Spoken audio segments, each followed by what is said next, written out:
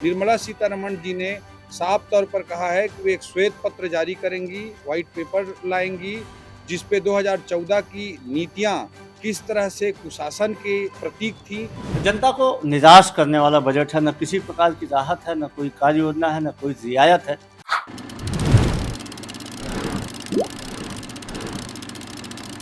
केंद्रीय वित्त मंत्री निर्मला सीतारमण द्वारा गुरुवार को पेश किए गए अंतरिम बजट के बाद छत्तीसगढ़ के वित्त मंत्री ओपी चौधरी ने अंतरिम बजट को लेकर कहा कि मोदी जी ने देश के अमृत काल के फाउंडेशन रखने की दिशा में जिस विजन और रोड मैप के साथ काम किया है, उसी रोड मैप को चरितार्थ करता हुआ यह बजट आदरणीय निर्मला सीतारमण जी ने पेश किया है और भारत को 2047 में विकसित राष्ट्र बनाने का रोड मैप कैसा होगा, किस स्ट्रेटजी, किस रणनीति के तहत हम आगे बढ़ेंगे आने वाले 2 दशकों में, इसके लिए रोड मैप जुलाई के पूर्ण बजट में वो प्रस्तुत करने जा रही है। तो मोदी जी ने जो बड़ा लक्ष्य, दीर्घकालिक लक्ष्य भारत के लिए निर्धारित किया है कि भारत एक विकासशील राष्ट्र से विकसित राष्ट्र बनने की दिशा में आगे बढ़ रहा है, उसके एक फाउंडेशन के रूप में, उसके नींव के रूप में यह बजट काम करेगा। इसमें महिलाओं, युवाओं, गरीबों, इन सब के लिए तो बहुत सारे कल्याणकारी योजनाएं, उनको मदद करने वाली योजनाएं तो हैं ही, जो कि किसी भी विकासशील देश के ज़रूरतमंद लोगों के लिए ज़रूरी होती हैं। इसके अलावा जो बड़ी और महत्वपूर्ण चीज़ मुझे नज़र आ रही है, जैसा कि निर्मला सीतारमण जी ने रिकॉर्ड किया, जय जवान, जय किसान, जय विज्ञान, और मोदी जी ने उसमें अंतिम शब्द जोड़ा है जय अनुसंधान। तो जब तक कोई राष्ट्र रिसर्च एंड डेवलपमेंट, अनुसंधान की दिशा में, वैज्ञानिक शोध की दिशा में, इनोवेशन की दिशा में, स्टार्टअप्स की दिशा में काम नहीं करता, तब तक वो बड़ा नहीं बन सकता। क्योंकि आज की दुनिया नॉलेज बेस्ड इंडस्ट्री है, इसलिए आज की दुनिया में इनोवेशन सबसे महत्वपूर्ण है। उसके लिए 1 लाख करोड़ रुपए का 50 साल का इंटरेस्ट फ्री लोन, किसी के पास कोई आइडिया है, कोई इनोवेशन है, अगर उससे कुछ बड़ा कुछ करना चाहता है, तो 1 लाख करोड़ रुपए का 50 साल का इंटरेस्ट फ्री लोन की व्यवस्था इस बजट में की गई है, जो भारत में इनोवेशन कल्चर को, दुनिया में भारत को इनोवेशन के हब के रूप में स्थापित करने के लिए, नॉलेज बेस्ड इंडस्ट्री के हब के रूप में स्थापित करने के लिए, और भारत को विकासशील से विकसित राष्ट्र बनाने की दिशा में सबसे बड़ा महत्वपूर्ण कदम मुझे नजर आता है। कांग्रेस न समझ सकती, न समझना चाहती, और समझने के बाद न आप लोगों को बताना चाहती। कांग्रेस का स्पष्ट नीति रही पूरे 50 सालों में, पूरी तरह से लूटो और लुटवाओ, जबकि मोदी जी ने साफ कहा, न खाऊंगा न खाने दूंगा। निर्मला सीतारमण जी ने साफ तौर पर कहा है कि वे एक श्वेत पत्र जारी करेंगी, व्हाइट पेपर लाएंगी, जिस पे 2014 की नीतियां किस तरह से कुशासन के प्रतीक थी, और अभी जो सुशासन के गुड गवर्नेंस के पारदर्शी और रिफॉर्म एजेंडा मोदी जी ने सेट किया है, दोनों में क्या अंतर है, इसके बारे में श्वेत पत्र लाएंगी। इससे कांग्रेस पूरी तरह से एक्सपोज होगी, दूध का दूध और पानी का पानी होगा।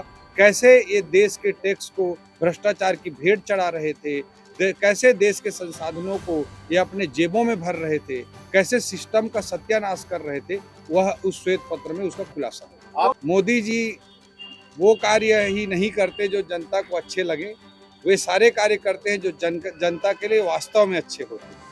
जिस तरह से उन्होंने जो नीतियां अपनाई हैं, वे पूरी तरह से लोगों को सक्षम बनाने में, आत्मनिर्भर बनाने में उनका फोकस रहता है। उनकी नीतियों का ही परिणाम है कि पिछले 10 सालों में 25 करोड़ लोग गरीबी रेखा से बाहर आए हैं। आज इस बजट में 3 करोड़ लखपति दीदी बनाने का लक्ष्य रखा गया है।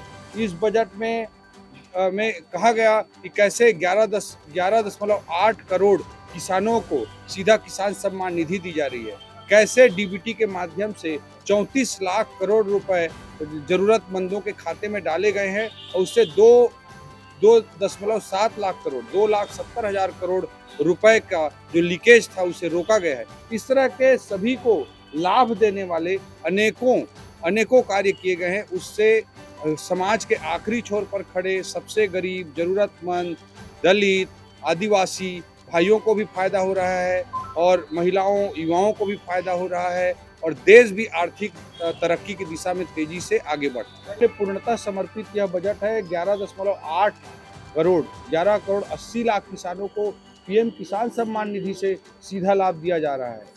नैनो यूरिया और इसके अलावा जो बड़ी बड़ी टेक्नोलॉजी 4 करोड़ लोगों को किसान फसल बीमा का लाभ दिया गया है। बड़ी बड़ी टेक्नोलॉजी को किसानों की दिशा में रिसर्च R&D में को प्रोत्साहित किया जा रहा है और नैनो यूरिया जैसे सक्सेसफुल हुआ। आज के बजट में नैनो DAP का अनाउंसमेंट आदरणीय वित्त मंत्री जी ने किया है। इसके अलावा जो अलाइड सेक्टर हैं उसमें एक बड़ा क्रांतिकारी कदम इस बजट में उठाया गया है कि फिशरी मत्स्य पालन का जो कार्य है उसके लिए एक सेपरेट डिपार्टमेंट खोलने की बात, एक नया मंत्रालय उसके लिए बनेगा और फिशरी जो कि आर्थिक रूप से छत्तीसगढ़ में भी गांव-गांव में हम महसूस करते हैं कि आर्थिक रूप से मत्स्य पालन करने वालों को काफ़ी बड़ा लाभ हो रहा है। उसके लिए सेपरेट डिपार्टमेंट होगा, फोकस्ड एफर्ट होगा ताकि मत्स्य पालन को, ब्लू रिवॉल्यूशन को एक नई ऊंचाई पर पहुंचाया जा सके। इस तरह के अनेकों कदम किसानों की दृष्टि से उठाए हैं। ग्रीन एनर्जी को बढ़ावा देने की दिशा में बड़ा कदम मोदी जी का है कि रूफ टॉप पर जो सोलर एनर्जी हम स्थापित करेंगे उससे जोड़ करके यह मुफ्त बिजली की योजना लाई जा रही है। और भारत को विकासशील से विकसित राष्ट्र अगर हमको बनाना है तो ऊर्जा के परंपरागत स्रोतों पर हमारी डिपेंडेंसी को हमको हटाना पड़ेगा। उस दिशा में इसे मैं एक बड़ा कदम मानता हूं। और दूसरी ओर क्लाइमेट चेंज के जो इश्यूज हैं, धरती के सतत विकास के लिए, आने वाली पीढ़ी के उत्तरजीविता के लिए जो कदम जरूरी हैं उस दिशा में ग्रीन एनर्जी के दृष्टि से ये सार्थक और क्रांतिकारी कदम है। Make in India, make for world जब मोदी जी ने लाया तो जिन चीज़ों का उत्पादन चाइना जैसे देशों में होता है उस पर टैक्स को बढ़ा दिया गया और उसको भारत में अगर उत्पादन करने के लिए जिन सामानों की ज़रूरत पड़ती थी उन पर टैक्स घटा दिया गया। इससे आगे बढ़ते हुए अप्रैल 2020 में इलेक्ट्रॉनिक के सेक्टर में PLI production linked incentive scheme Modi ji की सरकार ने लॉन्च किया, जिसपे 6 से 8% का एडिशनल प्रॉफिट के लिए प्रावधान किया गया, उनको सीधा वित्तीय सहायता दी जाती है। इसके कारण पिछले 3-4 सालों में मोबाइल प्रोडक्शन के मामले में, इलेक्ट्रॉनिक मैन्युफैक्चरिंग के मामले में भारत दुनिया का सबसे तेजी से विकसित होता हुआ देश है और हम सेकेंड लार्जेस्ट मोबाइल प्रोड्यूसर आज की तारीख में बन चुके हैं। एप्पल के फ़ोन अब मेड इन चाइना नहीं आते, तो भारत में बनने लगे। तो ये मोदी जी के PLI scheme, make in India, made for world के जो पॉलिसीज़ है उसी का प्रमाण है। आने वाले समय में और बड़े मैन्युफैक्चरिंग हब के रूप में भारत स्थापित है। वहीं छत्तीसगढ़ प्रदेश कांग्रेस कमेटी के चेयरमैन सुशील आनंद शुक्ला ने कहा, जनता को निराश करने वाला बजट है। न किसी प्रकार की राहत है, न कोई कार्य योजना है, न कोई रियायत है। चुनावी वर्ष का बजट था, लोगों को अपेक्षा थी कि 10 साल तो इन्होंने लोगों को ठगा है, जाते जाते शायद कुछ रियायत कर पाएँ। लेकिन दुर्भाग्यजनक है कि मोदी के वित्त मंत्री ने जनता के जख्मों पर नमक छिड़कने का काम किया है। इस बजट में कुछ भी नहीं है, देश की अर्थव्यवस्था को और ज़्यादा तबाही की ओर ले जाने वाला बजट है। इसके साथ ही चुनावी वर्ष में इन्होंने वादा किया है कि आने वाले 5 साल में 2 करोड़ प्रधानमंत्री आवास बनाएंगे। 10 साल में तो आपने कुछ नहीं हासिल किया।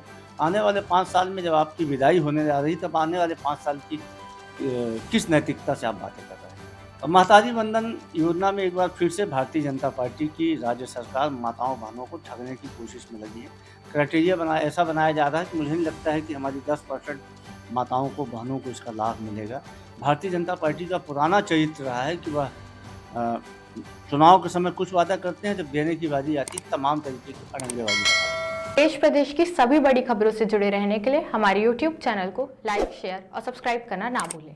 साथ ही लेटेस्ट खबरों के लिए बेल आइकन को प्रेस